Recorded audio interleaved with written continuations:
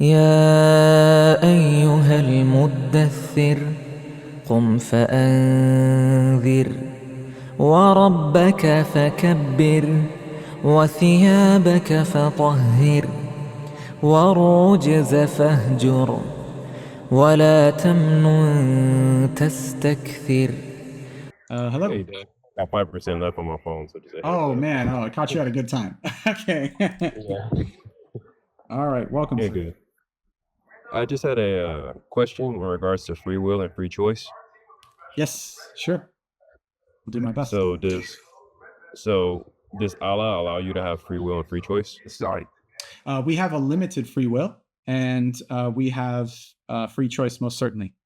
So, in regards to the limited free will, we have certain things that were just completely outside of our control, like what color eyes we have, what family we were born to, and so on and so forth. As far as choice, definitely. This is the whole idea of the consequence of guidance and misguidance, where Allah subhanahu wa ta'ala keeps people upon guidance and He removes guidance. He takes guidance away from people that are consequentially, disobeying Him. So I guess, better understand what I'm asking. This is in regards to moral choice. Okay, sure, yeah. What's the question? I'm sorry, I didn't catch the question at least. Yeah. So when it comes to moral choice, capability or culpability, do you have free will and free choice? Yeah. So when you say, do you have free will and free choice? Absolutely. You have free choice to do something that could lead to a consequence. When you say moral culpability, you'd have to have something that you're actually referencing as a baseline. So if you're saying, can I do something that goes against the teachings of the Quran and the Sunnah? And is that morally wrong depending on whatever it is that you're doing? Then we would use the Quran and the Sunnah as a baseline for that morality. And in regards to your choice, it would be whether or not you want to follow it or not, and that's why everybody's responsible for their own doings and their own deeds. Yeah. So God wouldn't cause me to sin? Uh, You'd have to tell me a little bit more about that. Like, what do you mean by God causing you to sin? Meaning, would He put you in a circumstance where you had absolutely no choice, and the only action was sin? Is that what you mean? Yes. Can you give me an example of what that would be? Say, for like adultery, for instance. Obviously, you have to work up to adultery, but would God, say, for instance, force me to commit adultery? No, absolutely not. Why would you just like you said, it would be step by step, right? So you'd have to sit there and say, okay, I have to have the intention. And then from the intention, I have to make certain actions. Like in today's day, it would either be like a text message or sliding into somebody's DMs, something like that. And then obviously, you should feel bad for number one, taking action upon whatever the intention was. So you had a choice. You had the intention, the desire, and then you had a choice to take action or not. So I think to attribute you taking the action to Allah subhanahu wa ta'ala, I think that's maybe where the misconception is. How do you feel about hadiths by any chance? As long as they're authentic, I'm fine. Yeah, what's the issue? Is it alright if I bring up a hadith, or are you able to read it? Yeah, we could explore it. Sure. Is this something that is very commonly asked, like and something that you've received a response to in the past? No. A lot of people, when I ask that question, they kind of like sidestep it. Okay. So like, Before I address it, right? Because I like to have an engagement. I kind of want to know what you believe. That way, that I can understand where you're grabbing your standards from as well, and we can have a level playing field. Do you currently believe in anything right now? yeah, Christian. Mhm. Okay, so you're Christian. So you get your morals and your code from the Bible. Yes. Okay. So just be prepared because I'm going to ask you questions in relation to whatever you ask me. That way we can see which one of us has a deeper understanding of whatever that moral obligation is. Is that okay? So whatever hadith you bring, categorically speaking, I will do the equal to the Bible. Okay. Moral obligation? Absolutely. Your question was a moral one. Obligation as in, say, friends. Can you elaborate on that? So I make sure you. Yeah, in the same categorical approach that you're taking from moral obligation, right, to whatever the decree of God had laid down, I'm going to ask you for the moral obligation that you're going to be responsible for answering to God, right? So, like, for example, would you like to just tell me categorically what the hadith is about? Adultery. The hadith is about adultery. Correct. Allah The- has Mhm. written out how much adultery a man would do, and he cannot change it. Okay. So let's explore it. Go ahead, give me the hadith.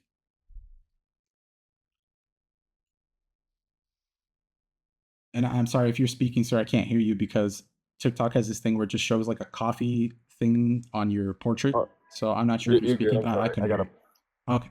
Yeah, Yeah, and I'll go ahead and gotta. I'll pull up my browser and we'll see if we can look at it together. Go ahead, sir.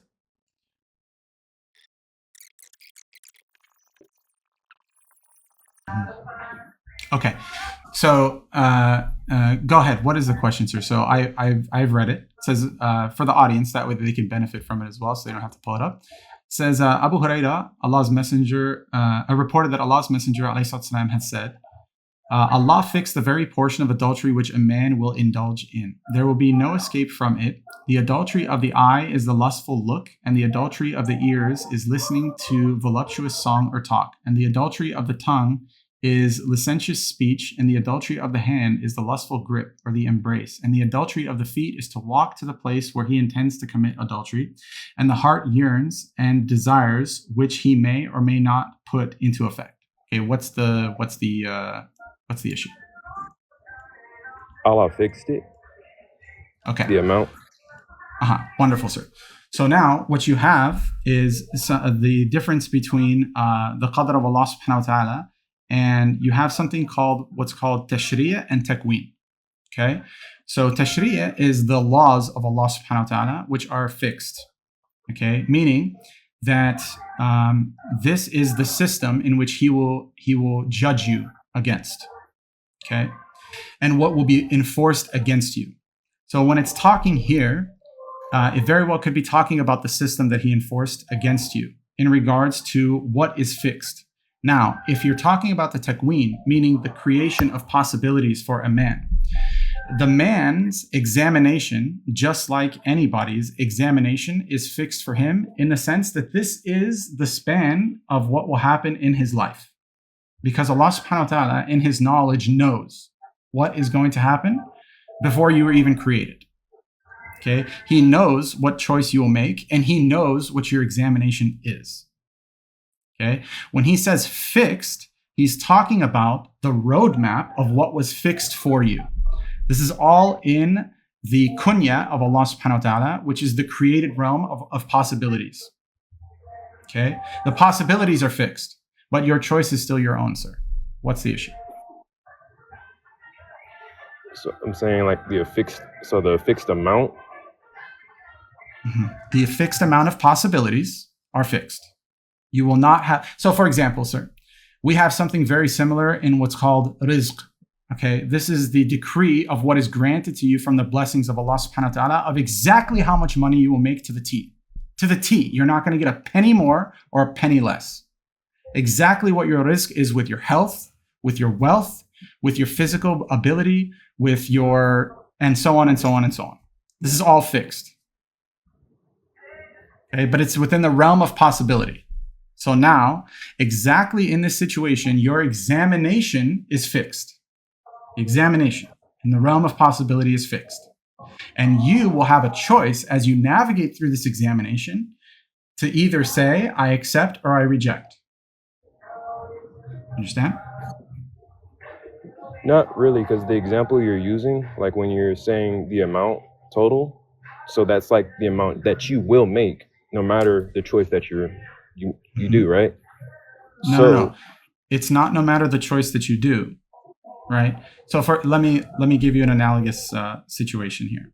Let's say, for example, somebody were to tell you that I will cut you a check for $10,000 clean, and your rizq, your rizq, was to receive $10,000. That's choice one. No problem, right?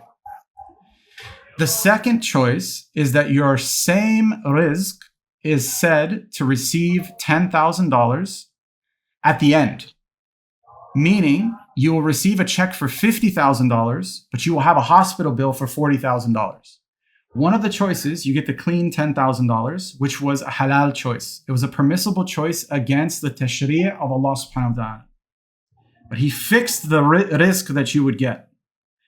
The second choice, you had to sling drugs, do something stupid, okay, and go against the tashri' of Allah subhanahu wa ta'ala, against the law of Allah subhanahu wa ta'ala. And through slinging drugs, one day you get into a car accident, your hospital bill is $40,000, rizq comes back to you at $10,000. Do you understand what's fixed now? Yeah, I understand what's fixed. But, right. You had a choice. This is as well. So I'm sorry, saying sir. the moral argument from this hadith. That's what I'm addressing. Yeah. So again, I'm trying to explain to you how it's applicable to morality. You have a choice to follow the tashri' of Allah subhanahu wa ta'ala. And you have the choice to reap the exact amount of rizq that's destined for you. So for example, in this moral way, if you go and commit adultery, you might succumb to a disease. If you choose to not commit the adultery, you would not succumb to the disease. You understand? The rizq of where you're going to end up in the state is based on the choice that you make. You understand? But I'm saying when it says fixed adultery, the amount of you have a fixed amount of adultery you will make. So you Sir, have to do that's adultery. No. You're inserting the words, not you will make. And when it's talking about fixed, okay, when you're talking about a fixed, it's saying the fix is the possibilities. The possibilities. That's why the Rasul Sallallahu Alaihi Wasallam, he broke it down. You have the adultery of the eye. You have a certain choice that you go out and you have the ability to lower your gaze. And now you would be in line with the tashri' of Allah subhanahu wa ta'ala and you would get reward for it. And you have the adultery of the feet and you have the adultery of the hands and you have the adultery. This is why there's a breakdown. You understand? Because certain people are going to stop at their desire for whatever reason and recognize that what they're doing is morally wrong.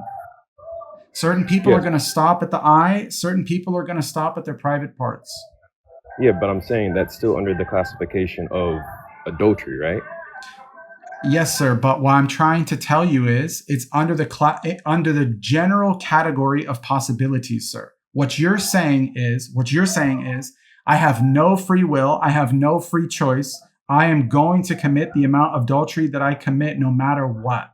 And I'm trying to tell you that this is from Allah's perspective, that He knows how much you're going to commit. You don't know. You have the choice. What He fixed for you was the possibilities. Do you understand?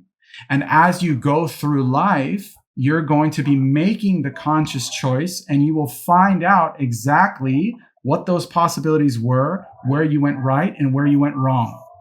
Do you understand? Yeah. Okay. So, all good? Yeah. Wonderful, sir. So now, why are you a Christian? The morality, I agree with. The morality that you agree with. Okay. Yeah, so that's one reason. So that's one reason I would say that. Okay.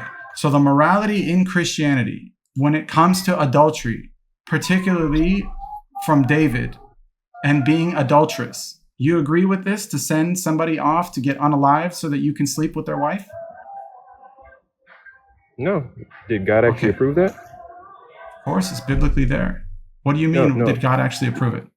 I said, did God approve it? So did God correct David? Okay, and did he permit a prophet to commit adultery? Yeah. So you believe in adulterous prophets? No, when I'm saying permit, I'm saying that choice was given, allowed. So kind of like this is what's interesting now. Yeah, I'm saying the so same do you notice?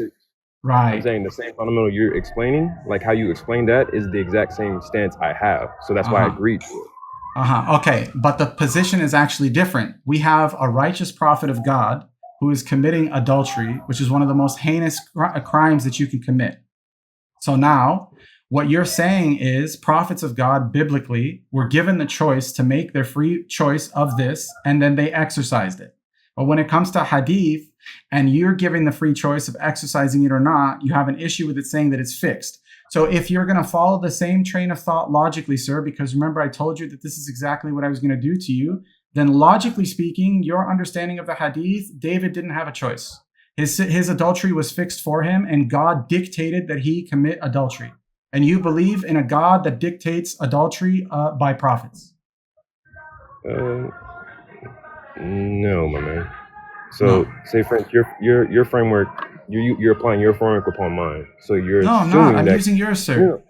no, you're assuming that prophets do not commit sin, right? All prophets are free from major sins. Adultery is a major sin. For my framework, Dawood alayhi salam, David, would never commit such an act. Lut alayhi salam would never sleep with his daughters. So you have to, say, for instance, classifying adultery. What do you, in your framework, classify adultery as? What do you mean? What do I classify adultery as, sir? When you're saying adultery is a it's major sin? extramarital relations. You have somebody that is married, and you are going and committing adultery with whoever that person is married to. So you only can have sex inside of marriage, according to Islam. Absolutely, sir. So no concubines? You have the ability of concubinage, but you have a contract that's established between these two. Do you not understand that there's a contractual understanding between these two? You think that we just come over there and just club people on the head, drag them, and that's it? Well, with your right hand we have possessed, obligations and rights that are given to the woman. You understand that she's granted freedoms, she's granted estates, she's granted food, she's granted education, she's granted lineage. Her lineage is free. If she has any sons or daughters, that they're immediately free from any form of indentured servitude, sir. Biblically, it's opposite. What do you mean you disagree on that? Biblically, it's opposite. You know that, sir. That biblically, you actually track the slave via inheritance. The slave can never get free based off of your worldview, sir. Where's your morality in that? No, that's actually false. It's false. False, man. It's false. Yeah. Okay. So why don't you present your evidences for what I said is false, and I'll be happy to present my evidences for what I just told you in regards to the passing down of slaves via lineage. So go ahead and let me know exactly what are the conditions and the stipulations for milk al-yamin, or the people that are being possessed by their right hand. And I'm happy to reference, particularly in the book of Exodus, particularly in the book of Genesis, particularly in the book of Deuteronomy, particularly in 1 Peter, 1 Timothy. So just please let me know, and we'll explore these moral standards and how these people are treated like worse than livestock in your worldview, sir. Worse than livestock. So just understanding language, how it functions. So when it's describing in Deuteronomy and Numbers and Exodus in regards to slavery, can a Gentile become a Jew? You tell me, sir. I'm listening. Yes, a Gentile can become a Jew. So if you open up the Gospel of Matthew, okay. Yes. So if you open up the Gospel of Matthew, and it talks about the genealogy, Rahab was a prostitute who was a Gentile, but she's considered a Jew. Why? Because of her faith. So if a Gentile becomes a part of the people of God according to faith, they will, therefore the law will be enacted upon them as if they are a Jew. So therefore, and what's the law when they become a Jew? You are able to free. When you're a Jew, the Jew is freed on what year? The 6th year, right? You have to serve for 6 years. In the 7th, he shall go free without paying anything. That's correct. So now, when it comes to Islam, okay, and when it comes to the treatment of these people in accordance to Exodus, what happens if they do not become a Jew? They are bound. They're bound forever, right? Okay, so don't you think that that's unjust? No. How? How? Yeah, you're forcing your religion onto them. No, I'm not. Yeah, you are. You just said they have to become a Jew. Otherwise, you're going to be bound for servitude till the end of your days. What happens when they have Okay. children? If their children continue to do the exact same thing as their parents and not actually believe in Yahweh, they'll be stuck the same way. So just like you have stipulations, if a person wants to stay a slave forever, what would they do? What do you mean if a person wants to stay Want- a slave forever? Who, under the Christian paradigm, would want to stay a slave to the point where you're able to beat them halfway to death? And then if they survive another day, who would want that? Oh, want? Mhm. Well, Yeah, who would first want that? off- Who would openly say, "Hey, listen, I have no goals for any form of emancipation or reinstitutionalization. I would just love to be treated this way by my master, where I have basically zero rights, zero rights." No, zero rights. No, you're Mhm. saying zero rights. So Yeah, what are their rights? I can't hear you if you're speaking, sir. By the way, am I the only one? I don't know if you guys can hear him. Can you guys hear him? I can't hear him. Maybe it's just me. Nope. Okay. Conveniently, the 5 minutes were up. Convenient. Or what was he at? 5%. May Allah Subhanahu wa Taala guide the brother. I just wanted to give you guys a quick breakdown in regards to the idea of slavery in Islam, because I think there's some benefit to it, inshallah. First and foremost, in the Judeo-Christian framework, there was no rights. And the way to get reinstitutionalized, you can actually see the effects of it till this day. Before Islam came, there were many causes for slavery. You had warfare, you had debt, where the debtor could not pay off his debt, he became a slave. You had kidnapping, you had raids, you had poverty, and you had other necessities. So, for example, somebody can go and sell themselves off, sell their daughters off because they were treasures, and they could sell their sons off for the purposes of military armament. Now, slavery from the Islamic perspective is a method of rehabilitating people into society after war. There is no such thing. There is no such thing as enslaving a free person in Islam. It must be under the pretenses of war. So, in opposition to our Christian framework, you can actually go and destroy entire towns and cities of free people, and enslave them. And they had a choice. Either you set them on fire and you set their treasures on fire, you plunder them, you plunder their cattle, and then you plunder them as human beings. In Islam, this is extremely forbidden. Now, racism in society was eliminated because moving up and down the ranks of society became much easier with Islam. You had to integrate members into society and into the Islamic system, which permitted the integration of these members not based on caste. So you just heard an example of a caste-based system where the gentleman had said, you have to become a Jew. This is a caste-based system in a sense. Okay. Now, this is not the Islamic type of indentured servitude is not the chattel slavery that you see in the West. As a matter of fact, we have examples of this, of Bilal radiallahu anhu, who was a black slave, a black indentured servant, who was freed by Abu Bakr and one of the closest companions of the Prophet ﷺ.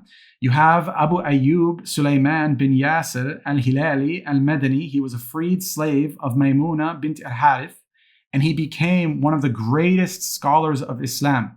And you have attestation of this, where in present day, you have present day imams, present day hafidh of the Quran, who are janitors. And you have world leaders standing behind them in cases because of their beautiful recitations and because of their knowledge of the Quran, which is a blessing of Allah subhanahu wa ta'ala, as well as the entire reinstitutionalization and the elevation of people in Islam. Furthermore, the Quran in chapter 24, verse 33 states, and those who seek a contract for eventual emancipation from among whom your right hands possess. And this is what the gentleman was referencing in total. Then make a contract with them if you know there is within them goodness, and give them from the wealth of Allah subhanahu wa ta'ala, which Allah has given you. So that means you must give from your own wealth, and you must honor their contractual requests should there be goodness within them. Secondly, this can be further verified through the teachings of the Prophet ﷺ in regards to the hadith on trade and sales. One who makes a covenant in my name but proves treacherous. This includes being treacherous to people that are under indentured servitude. One who sells a free person as a slave and eats the price. Okay. The Prophet ﷺ said that he will be against these three types of people on the day of judgment. So anyone who takes a free person and sells them as a slave and eats the price, meaning consumes the money in any way, shape, or form. And one who employs a laborer and gets the full work done by him, but does not pay him his wages. And we know that slaves were entitled, indentured servants were entitled to wages along with many other things, such as housing, education, rights to property, and so on and so forth. There is not a single hadith or a verse in the Quran that enjoins the taking of free people as slaves. You will only, and I'll repeat, you will only find manumissions of slaves and freeing them. Now, in regards to the issue of captives of war, is it 100% inevitable that there will be prisoners in a war and in any skirmish? And what's different in Islam compared to the Western Oriental view? Absolutely. Before, in Islam, participants in captives of war or skirmishes had no rights. You had no protections. You had a choice of either being put to unalivement or being enslaved permanently without any due process, which is completely opposite to the Islamic system, where they offered rights, conditional freedoms, ransom, unconditional freedoms via complete manumission for the sake of Allah subhanahu wa ta'ala, which is further encouraged in the Quran and encouraged in the hadith, and it will be written in the book of good deeds. Ethical treatment of clothing, food, housing, and other provisions. Okay? So, I don't want to hear any Christians ever bringing up the issues of morality, bringing up the issues of slavery or anything to that extent. As a matter of fact, to the point where you had the Mamluk dynasty, an entire dynasty of kings that were considered slave kings from the Mamluk Empire. You had Qutb ad-Din Aybak. You had Shamsuddin